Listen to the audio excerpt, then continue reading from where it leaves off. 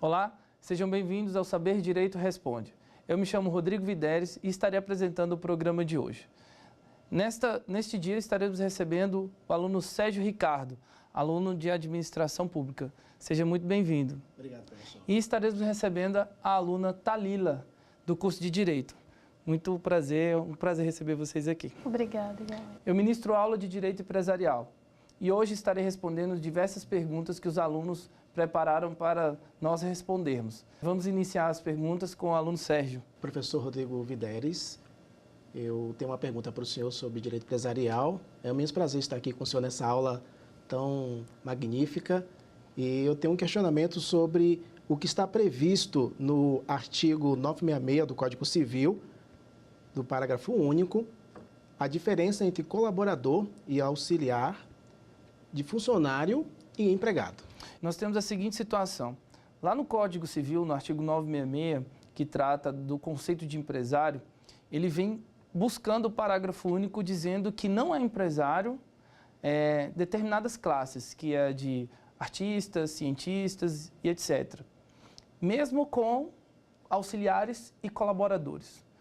Sérgio, auxiliares e colaboradores não são funcionários. Então, o que você quis dizer é o seguinte, é que auxiliares e colaboradores são empregados? Não são. Ou seja, empregados são as pessoas que têm um contrato, um vínculo trabalhista, possuem subordinação, recebem salário, têm que cumprir uma jornada. Esses colaboradores do parágrafo único são apenas pessoas que estão ali para auxiliar, sem uma rotina adequada, apenas para auxiliar, como uma pessoa que você pede um favor, ok? Muito obrigado, professor. Obrigado. Agora nós vamos receber uma pergunta enviada e vamos para a nossa televisão. Olá, sou Priscila de Orleans, de Belém do Pará, sou acadêmica de Direito pela Universidade da Amazônia, estou no primeiro semestre e gostaria de saber, professor, qual a diferença entre o direito comercial e o direito empresarial e para que eles são destinados? Bom, a pergunta da Priscila é muito pertinente, é porque no início das atividades comerciais, qualquer pessoa praticava atos comerciais. E até hoje nós praticamos, diferente do empresário, que faz atividades empresariais. Então, qual é a diferença entre o direito comercial e o direito empresarial? O direito comercial é aquele que você faz atos isolados de mercância, por exemplo, comprar e vender. E o direito empresarial é que você faz tudo isso de forma profissional e de forma organizada. Bom, vamos para mais perguntas. Agora, dessa vez, é a Thalila. Professor Rodrigo Videres, é possível haver uma sociedade comercial sem que exista empresa? Bom, esse tipo de pergunta ele é pertinente quando as sociedades ainda não possuem o registro. O que a nossa colega Thalita quis mencionar é o seguinte, é quando duas pessoas ou sociedades empresárias decidem ser sócias. Então, quando essa sociedade quer fazer parte de uma nova sociedade, ou seja, ela já existe formalmente e agora ela quer fazer parte de uma nova sociedade, o que ela precisa fazer? Bom, ela já sabe que ela precisa ter o registro, mas enquanto ela não se registra, ela é classificada como uma sociedade simples. Ou seja, perante a sociedade, ela é uma empresa, ela é uma pessoa jurídica, mas perante internamente, entre si, as responsabilidades são entre os sócios, ok? Agora mais uma pergunta enviada por vídeo. Vamos ver? Olá, professor. Meu nome é Eduardo Brito, sou estudante de Direito do segundo semestre da Uniter, em Belém do Pará. Tenho uma pergunta. Como ficam os contratos realizados pelo antigo proprietário após o trespasse? São automaticamente transferidos ao adquirente? Pergunta de aluno capcioso, não é verdade? Então, primeiro a gente tem que dar o conceito de trespasse. Na aula 2 do nosso vídeo, eu disse o que significava trespasse. Trespasse nada mais que é a venda do estabelecimento, o conjunto da empresa todo, né? Porém, quando essa pessoa adquire a empresa, o conjunto de todos os elementos que compõem a empresa é denominado trespasse. E aí o que o nosso colega quis perguntar é o seguinte, e a responsabilidade que ficou lá para trás? Quem comprou também assume e quem vendeu também assume? Então, acontece o seguinte, quem vendeu fica vinculado no prazo de 1 ano para trás.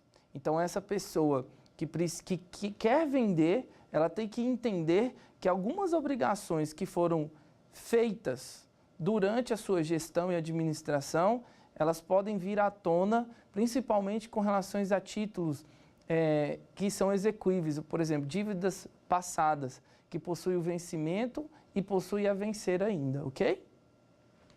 Bom, agora a gente vai para o nosso amigo Sérgio. Sérgio, mais uma pergunta, por favor. Pois não, professor, eu tenho mais uma dúvida sobre direito empresarial. Nós sabemos que, atualmente, nós temos uma série de requisitos legais para que uma empresa possa prestar serviço à administração pública. Eu pergunto ao senhor, o que uma empresa precisa para estar apta a realizar contratos com o Estado? Bom, na verdade, toda empresa, quando preenche os requisitos de sua funcionalidade, ela está apta a exercer sua atividade empresarial. Essa atividade não tem nada a ver com contratos que ela venha fazer com a administração pública.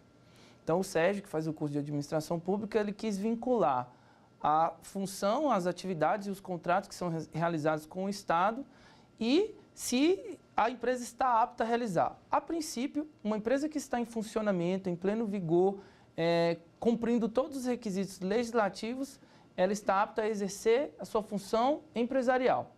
Agora, nada impede que a administração pública coloque situações contratuais que exijam upgrades ou outras situações que exijam uma maior capacitação.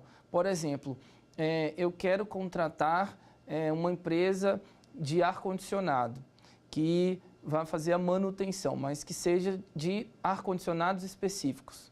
Então, eu posso colocar no contrato que eu tenho uma experiência mínima com esses equipamentos, ok?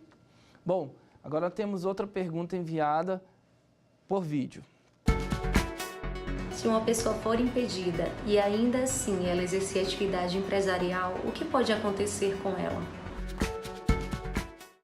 Bom, o que eu acredito que ela esteja perguntando é que a pessoa é impedida de exercer atividade empresarial.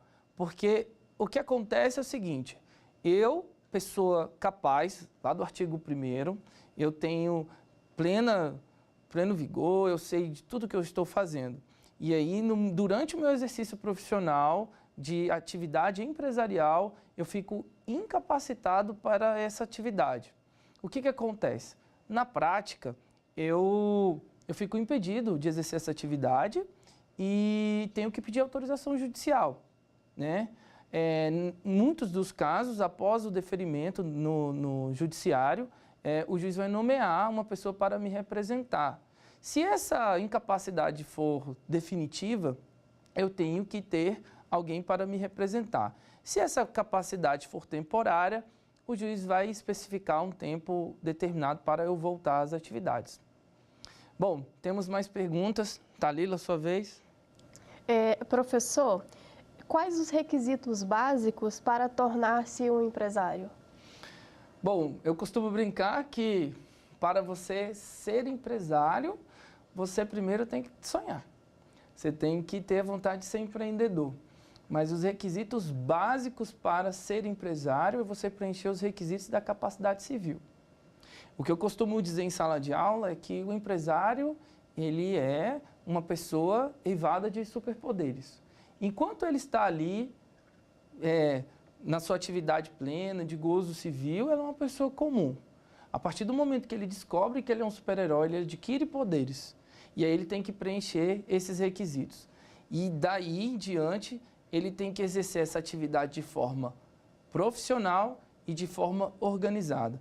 Thalila, o conceito do 966 do Código Civil, ele diz o seguinte, que empresário é a pessoa que exerce profissionalmente, de forma organizada, para prestar serviços e trabalhar com os bens, né? Então, na verdade, os requisitos básicos é ser capaz, né? Usar o artigo 1º do Código Civil e trabalhar de forma profissional e organizada. Bom, temos mais perguntas via vídeo. Vamos lá? Professor, por que pessoas casadas em regime de comunhão universal de bens e separação obrigatória de bens não podem contrair sociedade entre si? Bom, de acordo com o Código Civil, nós temos os regimes de união, né? Da mesma forma que nós temos as sociedades. Uma pessoa que casa em comunhão universal de bens, a regra é de que o que é de um é do outro. Então, tudo que é meu é seu. Para adquirir uma sociedade, nós estamos estipulando uma divisão de capital. Então, não fica conexo eu ter a minha esposa como sócia e explicar para ela que tudo que é dela é meu e tudo que é meu é dela e formar uma sociedade dividindo as situações. Então, a pergunta que nosso amigo fez foi no sentido de que, se eu adquirir uma sociedade limitada, que já a palavra já diz, limita-se a o capital e as suas cotas, e eu, internamente, for casado com uma pessoa num regime universal de que tudo que é meu é dela, não fica compatível essa situação, porque na hora de dissolver essa sociedade, ela vai dizer, horas, o que é meu não é seu e o que é seu não é meu, então há um paradoxo em relação a isso. De certo modo que, para dar continuidade a essas atividades, ela fica insustentável. Então, as pessoas que casam nesse regime, elas ficam proibidas de ter esse tipo de sociedade justamente. Ou elas alteram a sociedade do regime de casamento, ou elas trocam o tipo de administração e de sociedade para exercer atividade empresarial. Bom, neste primeiro bloco nós respondemos várias perguntas sobre a atividade do empresário, quem é que pode, quem não pode exercer, qual a diferença entre o direito comercial e o direito empresarial. E no próximo bloco a gente vai trazer mais perguntas e respostas. Um abraço.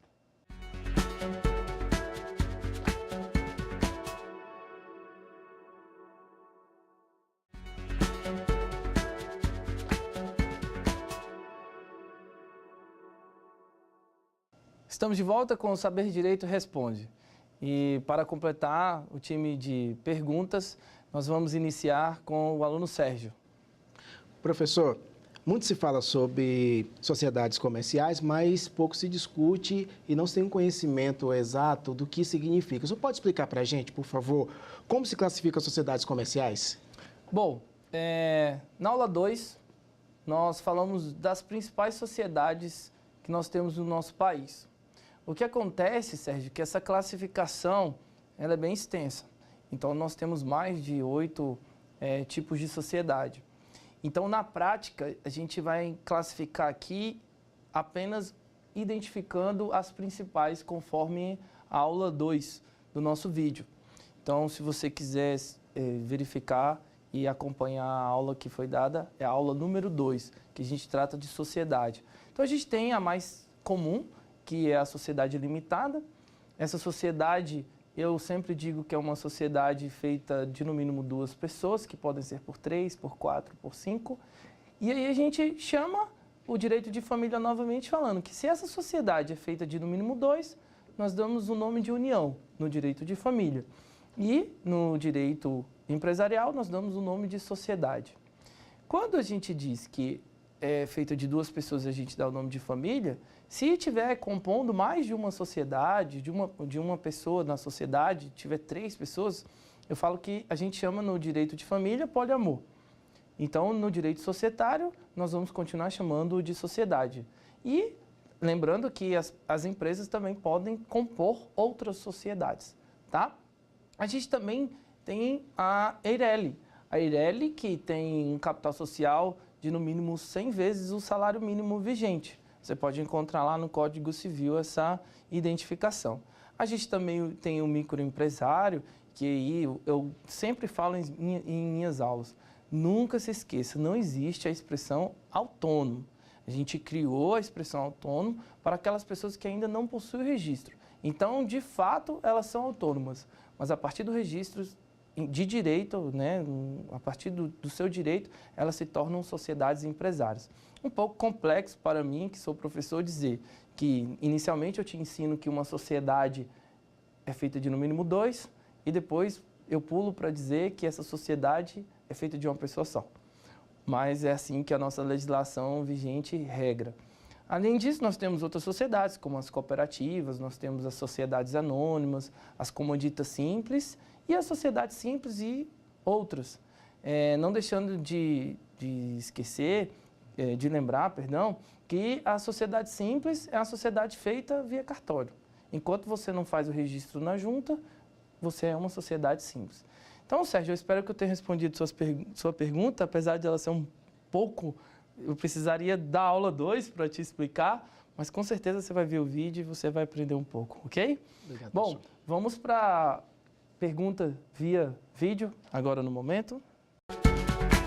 Empresário individual, acometido de incapacidade superveniente ou que morre e deixa herdeiro incapaz.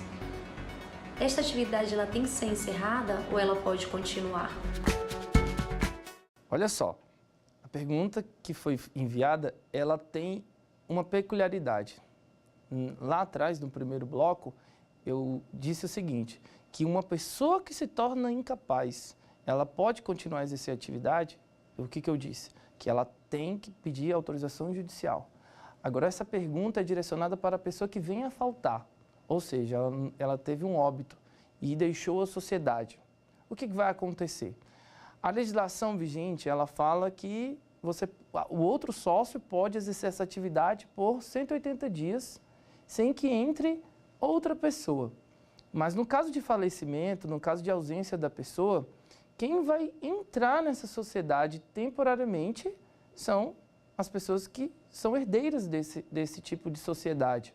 Então, o herdeiro que vai responder, ele vai ter que abrir um inventário, ele vai ter que ser o inventariante, vai ter que comunicar ao juízo, e nesse período de 180 dias ele vai ter que comunicar ao juízo que a sociedade está sem aquele sócio exercendo a atividade.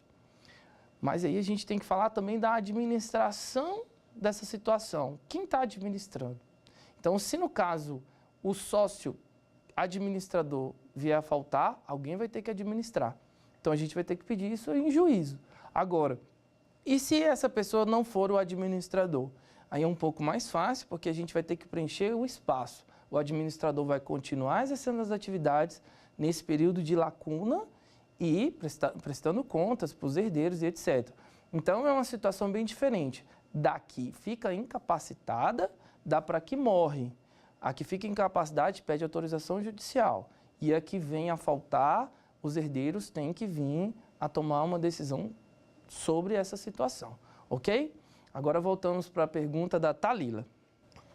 Professor, pessoas jurídicas, elas podem ser sócias em sociedade limitada?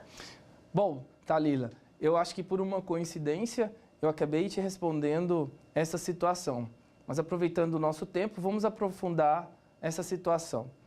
O que a Thalila quis perguntar é que eu tenho uma sociedade empresária já formada e tenho uma segunda sociedade empresária que queira entrar nessa sociedade. Ou seja, pessoas jurídicas podem entrar em uma nova sociedade? Sim, não há nenhum impedimento legal.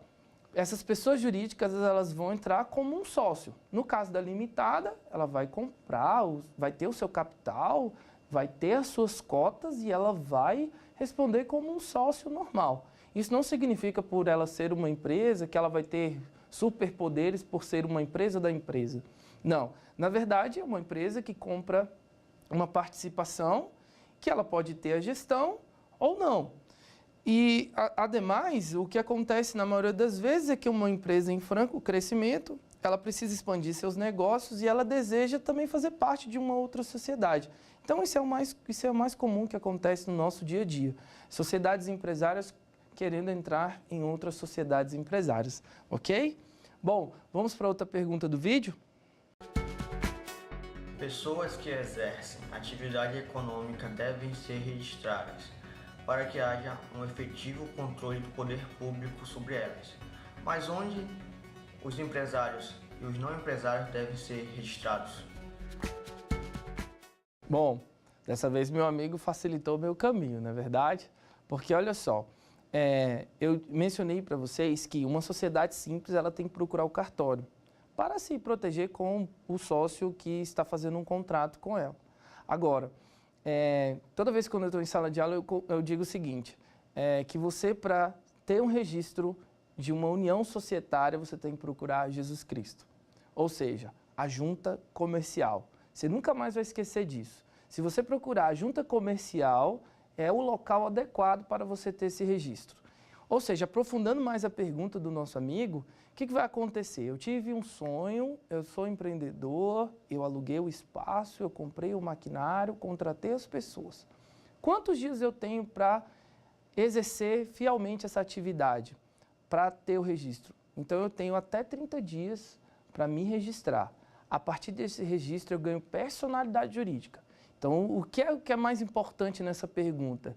É o momento que eu ganho personalidade. A pessoa, quando nasce, ela ganha personalidade a partir do nascimento, né? Assim, a maioria dos doutrinadores dizem isso. E a sociedade empresária? A partir do registro. Então, é muito mais fácil identificar. Enquanto eu não me registro, eu não tenho personalidade. Depois que eu me registro, eu ganho personalidade, ok? Vamos para outras perguntas? Sérgio? Professor, pegando o gancho da nossa pergunta que foi feita pelo nosso colega via internet, eu gostaria de saber do senhor uma dúvida que nós temos, que eu tenho certeza que é a dúvida da maioria dos empresários. A gente sabe, via de regra, que o registro, como pessoa jurídica, tem que ser feito na junta comercial local. Mas caso esse empresário tenha o interesse e o sonho de expandir o seu negócio para outros estados, o que ele precisa fazer? O que é necessário fazer de acordo com o que é preconizado na legislação? Bom, toda filial, o que o Sérgio quis dizer é o seguinte, eu tenho uma empresa, cresci, evoluí, igual esses desenhos animados que a gente vê na internet aí, que vê no Japão, né? A gente mostra uma evolução desses bichinhos. A empresa que começa a crescer dessa maneira, que ela começa a expandir seus negócios, ela começa a procriar. Então, ela cria filiais. Então, o que a gente chama de acréscimo é a filial. Toda filial, ela precisa ter um novo registro. Então, o que vai acontecer? Eu sou matriz, eu tenho o meu registro. A minha filial tem registro? Tem que ter também. Que é diferente da proteção do nome empresarial. O nome empresarial, eu não preciso estar registrando em cada cidade que eu montar uma filial. Vejamos, olha só a diferença. Eu tenho uma empresa, eu tenho aqui, por exemplo, a TV Justiça. Registrei ela em Brasília. Eu vou abrir uma filial da TV Justiça em Goiânia. Eu tenho que registrar essa filial. Agora, o nome empresarial, eu não preciso estar registrando toda vez que eu abrir uma filial. Eu tenho que simplesmente ter o registro da sociedade filiativa, ok? Vamos para mais perguntas via vídeo. Qual a natureza jurídica do registro? Declaratória ou constitutiva? Pergunta muito realizada durante os concursos e exames de ordem e por aí vai. A natureza jurídica, os alunos nunca conseguem responder qual a natureza jurídica das coisas, né? E nesse caso, se ela é declaratória ou se ela é constitutiva. Bom, toda vez que você... Olha só a deixa que eu vou dar, não precisa nem muita dificuldade. Quando eu me uno com outra pessoa, eu tenho o intuito de formar uma união. Quando eu vou fazer uma sociedade empresária, eu vou ter um sócio. Então, eu vou constituir uma sociedade. Apenas declarar não faz a função social da empresa. Você tem que constituir, por isso que é um requisito obrigatório. Você tem que se registrar para você ter personalidade jurídica. Então, a diferença entre declarar e constituir está nisso. Eu declaro para as pessoas que sou empresa, óbvio, mas ela só tem validade a partir da sua constituição, ok? Vamos para mais perguntas? Professor, tem como decretar falência sem pedir recuperação judicial? Bom, essa temática nós estamos tratando na aula 4 e na aula 5. Na aula 4 eu falo sobre a recuperação judicial e na aula 5 eu falo sobre a falência. Vejamos, a Lei 11.101 de 2005, ela é muito diferente da Lei de Concordatas, né? Então, o que ela pede? Ela pede, empresa, quando você tiver dificuldade financeira, tente se recuperar em primeira mão. Depois que você tentar se recuperar e se você não conseguir, você vai para a falência. Mas preste atenção, há casos que eu vou ter que ter a falência.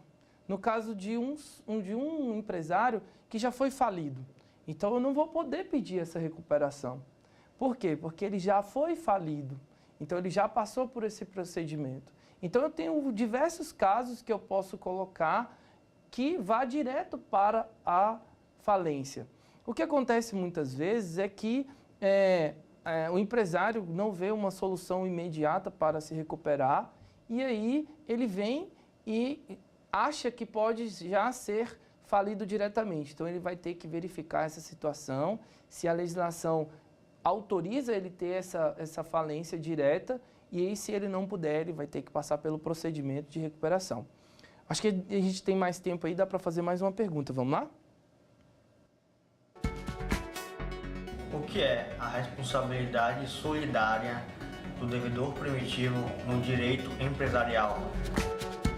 Bom, aí a gente volta para outra situação, né? Que a gente está falando sobre uma responsabilidade solidária, ou seja, eu estou devendo com mais alguém, né? Do devedor primitivo, ou seja, eu tenho uma responsabilidade solidária lá com o devedor primitivo. Então, não tem tanta dificuldade assim. Eu estou responsável pelaquela dívida com o devedor primário. Então, eu tenho que honrar essa dívida. Então, é isso que ele quer dizer. O que acontece? Na verdade, essa pessoa estará me cobrando primitivamente. Então, é isso que acontece na prática, ou seja, qual é a responsabilidade desse devedor primitivo? É solidária ou individual? Então, o que ele quis dizer é dividir essa situação, mas no caso de devedor solidário, se eu sou solidário, eu também respondo. Queria agradecer a participação no Saber Direito Responde dos nossos alunos aqui no estúdio, do Sérgio e da Thalila, e dos alunos que enviaram os vídeos para nós, que é o Eduardo e a Priscila. Tenho certeza que foi de muita valia para mim profissionalmente, para os nossos convidados. E o meu muito obrigado. Até mais. Quer dar uma sugestão de tema para os cursos do Saber Direito? Então mande um e-mail para a gente, saberdireito@stf.jus.br, ou entre em contato pelo nosso WhatsApp. O número é esse que aparece na sua tela. Você também pode estudar pela internet. É só acessar tvjustiça.jus.br ou rever as aulas no nosso canal do YouTube, TV Justiça Oficial.